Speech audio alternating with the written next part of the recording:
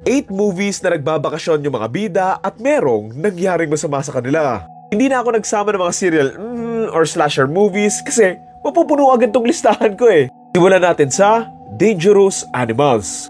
Tungkol ito sa isang couple na magbabakasyon para tumingin ng mga pating nang biglaan nga silang atakihin ng lalaking nagdala nga sa kanila doon.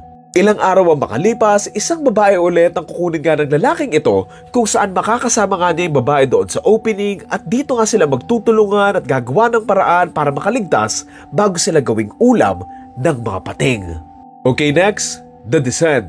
Ito sa mga movie na tumakot sa akin pumasok sa mga kuwebe. Isang grupo ng magkakaibigan ang dadali ng kaibigan nila sa isang bakasyon dahil nga meron siyang mabigat na pinagdadaanan. Ang plano nila ay pumasok nga sa loob ng isang kuweba at mag-ikot-ikot nga sa loob nito pero ayun lang, ang masayasara nilang bonding ay mauuwi nga sa takot nang malaman nilang merong ibang mga halimaw doon sa loob ng kuweba.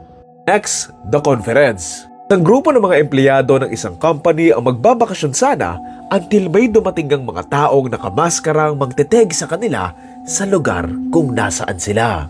Next, A Perfect Getaway. Kung gusto nyo ng nakakagulat na plot twist, then eto yung panoorin nyo. Tungkol ito sa isang couple na mag-honeymoon nga sana sa isang isla na mauuwi nga sa takot nang merong umatake sa kanila.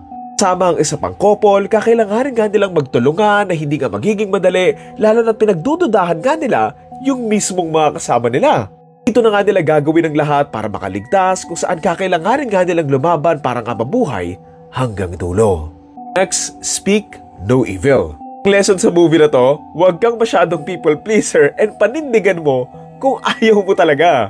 Isang pamilya ang magbabakasyon sa bahay ng isa pang pamilya na nakilala nga lang nila sa isang bakasyon.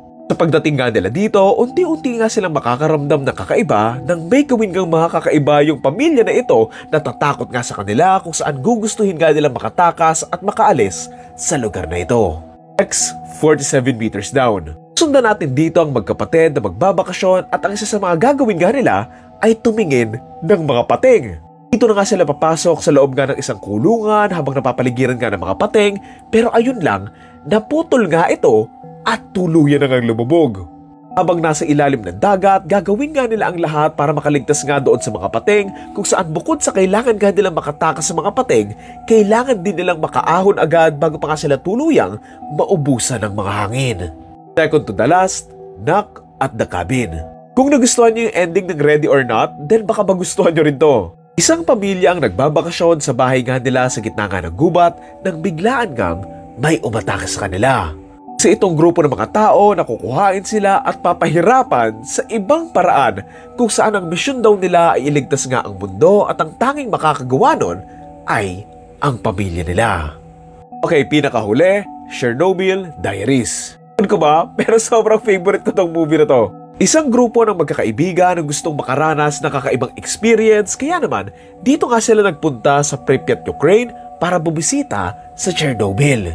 Noong araw na yon, pinagbabawal nga yung pagpunta nga dito pero dahil makulit nga sila, tumuloy nga sila dito at sa pagdating nga nila doon, dito na nga nila gugustuhin makaalis sa lugar na ito matapos silang matrap nga dito.